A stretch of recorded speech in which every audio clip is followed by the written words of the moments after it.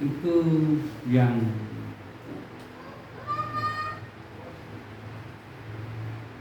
kedua.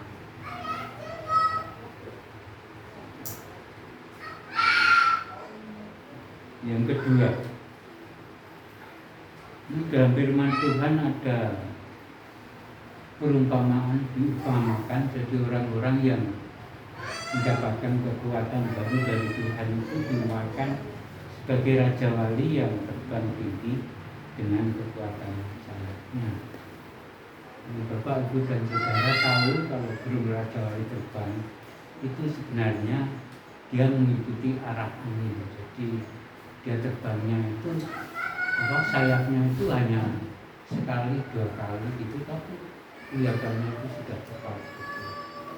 Tapi kalau tujuan yang dicapai itu keadaan angin arahnya nggak besar, dia kan nggak bisa cepat, itu agak pelan. Nah, sayap itu dia gerakkan berkali-kali sehingga ada kekuatan sayap kalau bisa. Demikian pula dikatakan mereka berlari dan tidak menjadi lesu.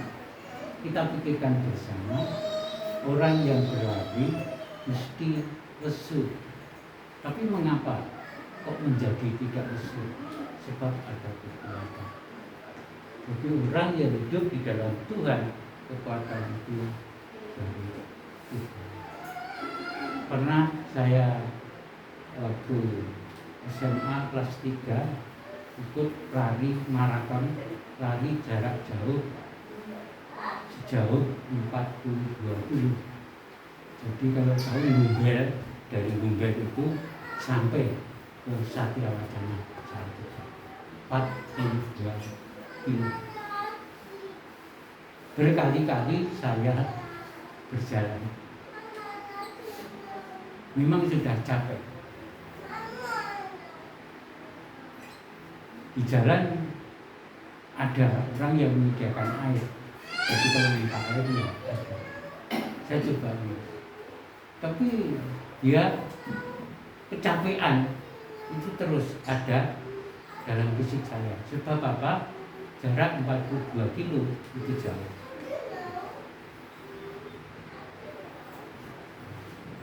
Ya akhirnya memang dalam hidup saya waktu itu saya sejak kelas 1 SMA sudah percaya kepada Tuhan. Saya enggak lepas minta tolong kepada Tuhan. Kedua-duanya Tuhan memberikan satu kekuatan. Memang dapat sampai di finish, tapi hanya masuk 10 besar. Jadi hadiahnya kecil sekali. Sekarang jangan tanya lagi. Jalan 2 kilo, 3 kilo udah. Dan seperti Mas Teguh, Pak Buni masih oke ya. Tapi itu usia saya pribadi.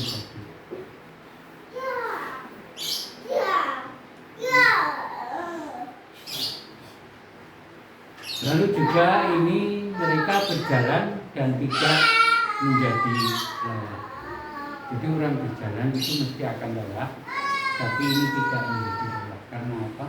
Ada kekuatan baru yang menopang, yang menolong kepada dia.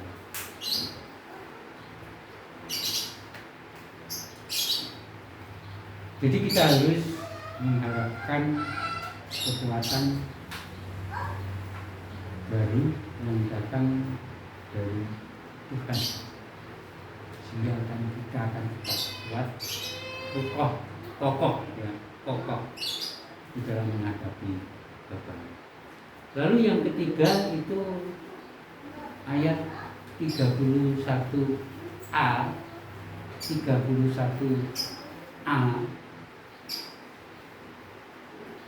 Tetapi orang-orang yang menanti-nantikan Tuhan mendapat kekuatan baru.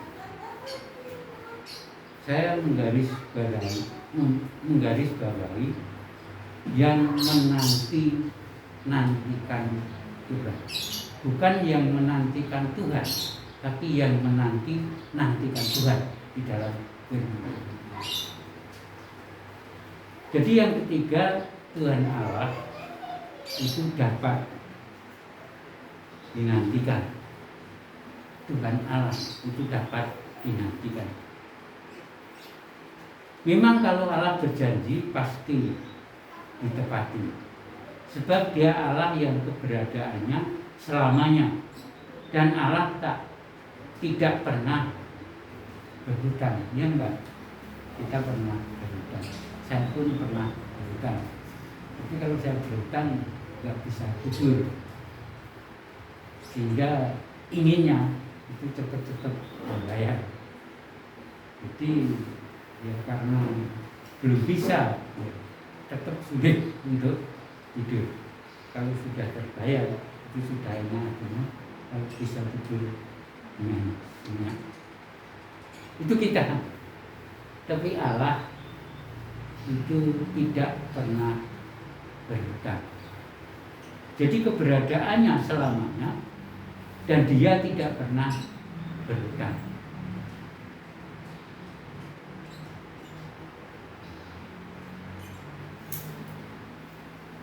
Jadi di dalam ayat tersebut kita menantikan itu tidak sementara menurut firman Tuhan tersebut. Kita menantikan yang kita harapkan itu terus menerus. Kita menantikan kekuatan baru yang dari Tuhan itu tidak sementara, tapi terus menerus menantikan.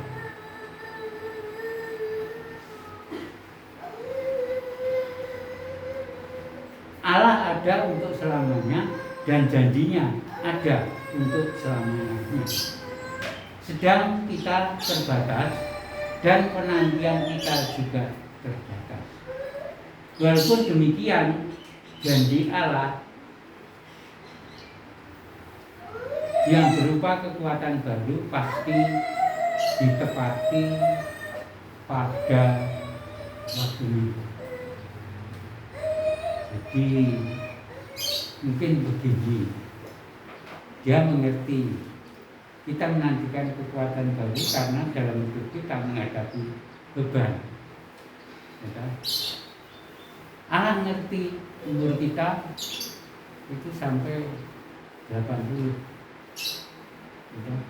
Mungkin 79 pada saat menghadapi beban yang berat, itu Allah memberikan kekuatan baru sehingga beban itu menjadi hilang, beban itu menjadi tidak ada sampai ke umur. Saya percaya Tuhan tidak akan memberikan sesuai janjinya umurnya lebih dari 80. Sebab apa? Sebab sudah tidak.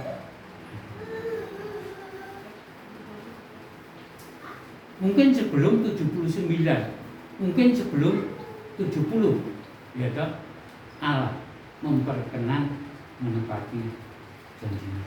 Itu bisa. Sebab Allah adalah mengerti.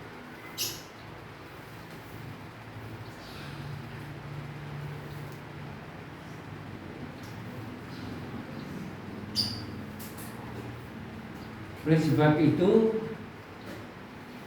orang yang menantikan terus-menerus janji Tuhan akan menerimanya, yaitu tentang kekuatan.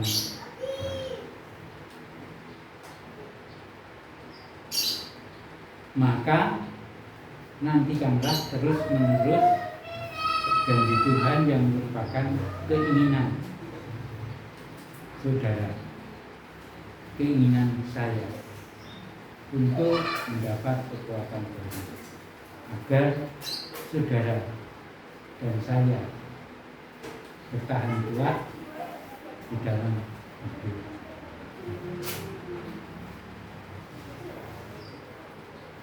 Saudara yang terkasih, inilah penghiburan Yesaya kepada umat Israel, bahwa memang nanti umat Israel akan dibawa kembali oleh Tuhan ke tempat asalnya, ke Yerusalem, agar hidup mereka sementara ada beban bersandar. Marilah kita bersandar kepada Tuhan dengan keyakinan kita bahwa Tuhan adalah kekal. Tuhan sumber kuasa. Tuhan kekal.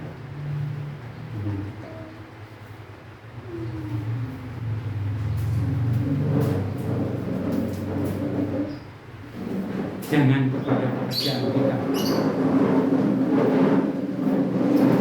jangan kepada orang lain, apalagi jangan kepada berhala, tapi kita bersandar kepada Tuhan di dalam Yesus Kristus yang kekal dan kuasanya kekal.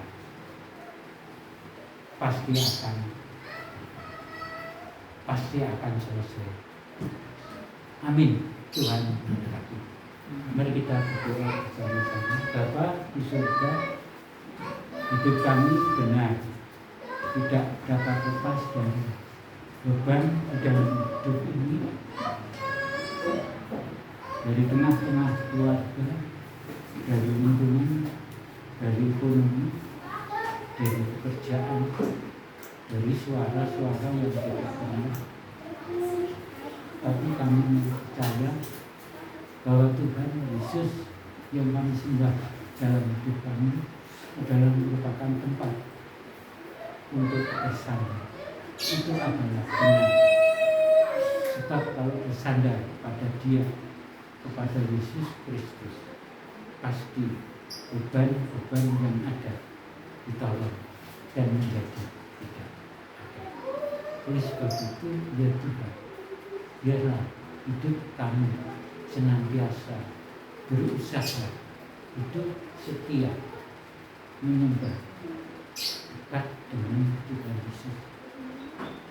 Sebab Yesus adalah tempat untuk bersandar dan dapat merdeka. Makasih Tuhan, makasih atas firman yang sudah kami dengar bersama-sama. Di dalam Tuhan Yesus Kristus kami menyatakan agar kita masih. Amin. Monggo.